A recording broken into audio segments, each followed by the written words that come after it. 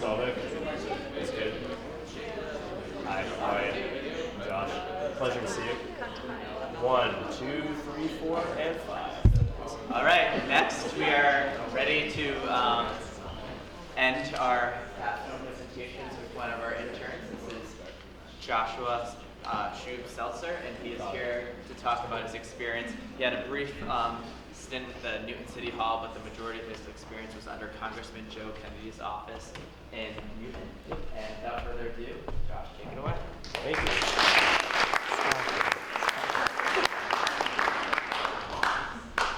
So for the better part of the last year, it's been an unprecedented time in American politics. Unlike ever before, politics now play a major role in the everyday lives of normal Americans. Even though the headlines are constantly flooded with a whirlwind of information from the constantly changing political landscape, to most Americans, the government is still something distant, cold, and complicated. To many, it's a jumble of red tape and gridlock. For the past few months, I've gotten an inside look into just what our government is doing and how it works for the people it's built to serve. I'm Josh Seltzer, and I'm a CAPS intern. So 3 years ago, I sat in the seats you guys are sitting in and watched CAPS presentations, and I immediately knew that this was the program for me. A bit about me, I am an experiential learner, and a program like this is perfect. Classroom learning just doesn't always cut it. And throughout high school, I've itched for the chance to go out into the world and get hands-on experience in what I'm passionate about. Now, while my interests have certainly changed since freshman year, I kept the idea of capstone in the back of my head throughout high school until earlier this year when I had to finally figure out what I wanted to do. At that point, I knew I was interested in politics and legislation, so I went out to see how close I could get to the real thing as an inexperienced high school senior who couldn't have too much of a commute could. Turns out I could get pretty darn close, because I spent this past semester participating in 2 internships. I split my time each week between the Office of Congressman Kennedy III and the Office of Mayor Seti Warren. The mix of local and national politics had a very interesting juxtaposition and gave me some interesting insight. However, I'm going to mainly focus on my internship with the congressman. All CAPS participants have to submit a proposal for their project in the fall.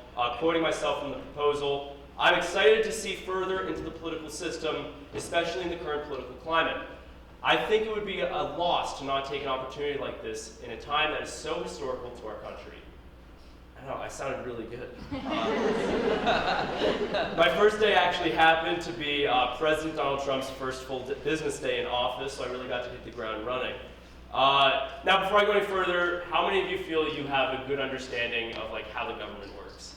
Like the basics. If there's any U.S. history teachers in here, I know Ms. Burns is here, which is great. Anyways, quick civics lesson. Take out pen and paper.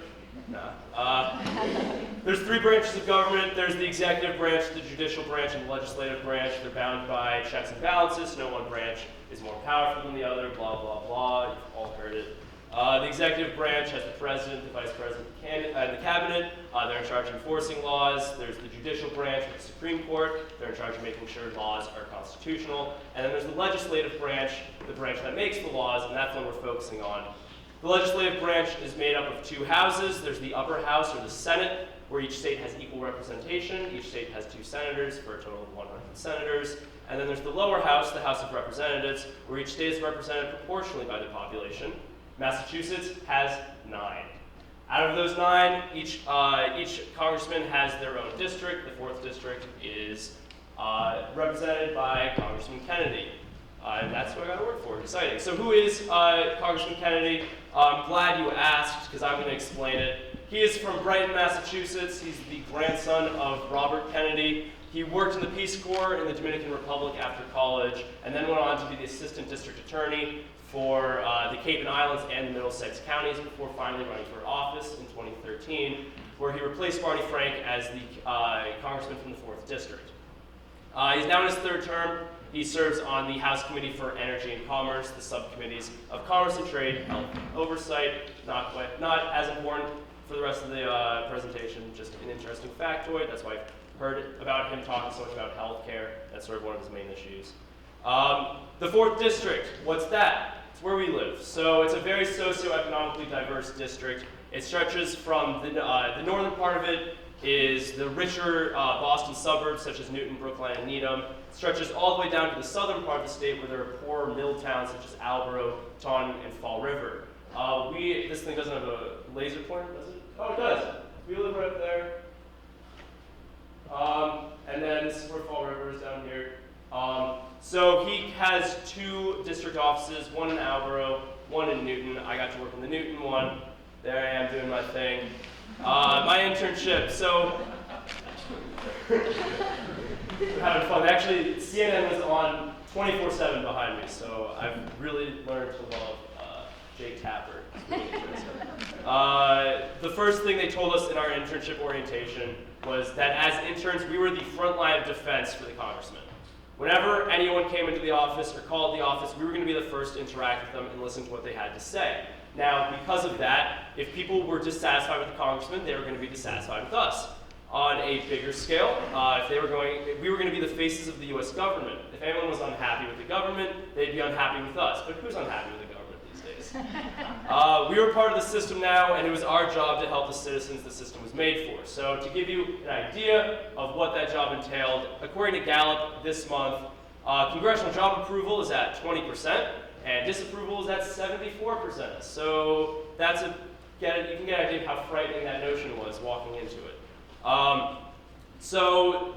In the office, we assisted the full-time staff in almost every aspect.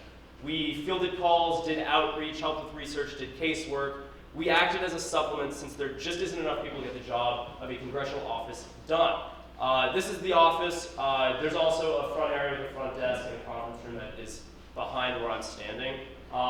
This desk right here is where I got to sit unless I was at the front desk. There's space for another intern there.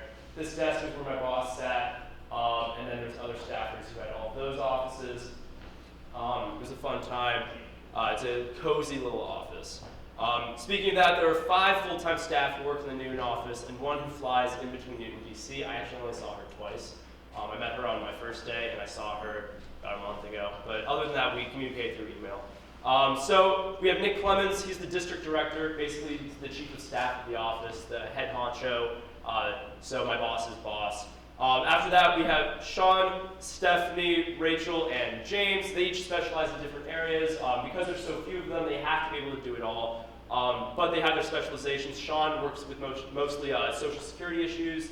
Stephanie is our outreach director, so she is working a lot with local governments in the district. Rachel is our veterans caseworker, so anything veteran related, she handles. And then we have James, who deals with healthcare issues and is also the intern coordinator, so he was my boss. We also have Emily. She is the communications director for the congressman. That's why she probably wasn't always in Newton, because not much to communicate from there. There were a maximum of 3 interns at any given time during the day. When I was there, it was usually me and 1 other. And there were 9 of us that rotated throughout the week. So this is the rundown of the entire office. It's very small. So there were 2 main facets to my job each day. There was intake, which was always fresh. It's whatever's happening that day usually changes with whatever news has just come out. And then special projects. This could be something new each day or something that's continuing from last time. Depends what I'm working on. So intake, answering phones, answering phone calls, inputting opinions into the system, passing on any messages to staffers, and doing case intake. And I'll talk about more about that in a second. And then mail, so whenever we got mail, I would read it and summarize it, and then scan and upload it and put that into the system. This is what our system looked like. This is my view in the back. Basically, what this system is for, if I can find where I wrote it, yeah, it helps us easily see what topics people are contacting us about. It puts it all together, so that way we're able to respond to people for information they need. And also down in DC, they're able to see what his constituents actually want. So for example, the American Health Care Act, that's been big recently. A lot of people have been calling in about that with one opinion or another, and so we can put all those people into a specific batch. So that way we know that they're calling about this specific issue. And that way we can then send a response directly to those people with a statement about the American Health Care Act. Right here, this is actually Principal, I don't know if you can see, it says Principal Jennifer Price. So that was fun. She's in the system. If you've ever called, you are in our system. It's less scary than it sounds. It's just to know that you once contacted us. Anyways, special projects. So this would be stuff like outreach, calling constituents about open cases to update them or get more information so we can further their case. And I'll talk more about that. And then reaching out about events that Congressman may be hosting, such as town halls or part of his Tour 24. This is where he visits each of the 24 cities and towns in the district. He tries to do it once a year, usually it's like every year and a half. But yeah, so we can reach out to people who are interested in that. Then projects and research, so this is stuff like citations. These are basically letters of commendation people can request. Yeah, it's not him writing those, it's me writing that. I gotta write one. There's a temple in Brookline who has a great letter from the congressman that he never saw. It's all me. And then town briefs. These are quick rundowns of towns in case he would visit or one of the staffers were gonna visit. Like there's stuff like Newton and Brookline, but there's also towns like Dighton and Seekonk, ones that you might never have heard of. And so what we do is we type up a little page or 2 pages about what that town is, so population, their elected officials, important places, demographics, stuff like that. And then any relevant research. Some stuff that I had to do was Purple Heart qualifications, congressional caucuses, and then briefing staff on the people they might be meeting with that day. But the biggest part of our job, not just mine, anyone who works in the congressional office, is casework. It's constituent services. A summary from the Congressional Research Services report from May 10th, so just a couple weeks ago, summarizes it as each year, thousands of constituents turn to members of Congress with a wide range of requests, from the simple to the complex.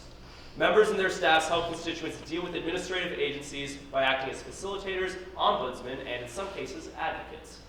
To put that in plainer terms, basically if you ever have an issue with a federal agency, Social Security, Medicare, Medicaid, the VA, you're able to call your congressman and ask for help. So I actually got to do my own case. So case intake, what I talked about before, when people call, they're not always calling to just complain or say thank you. They're calling with issues, something that they might be going through. And so as an intern, since I'm the first one answering the call, I'm supposed to take down their information and any relevant details of the case, so then I can brief the appropriate staffer on the case so they can get started. So this woman called with a Social Security, actually her husband called with a Social Security issue. And I took down the information, brought to the staffer, if you remember, that was Sean. And he actually had a lot on his plate, so he asked me to sort of take over the case. And that's something normal. I wasn't being treated special or anything.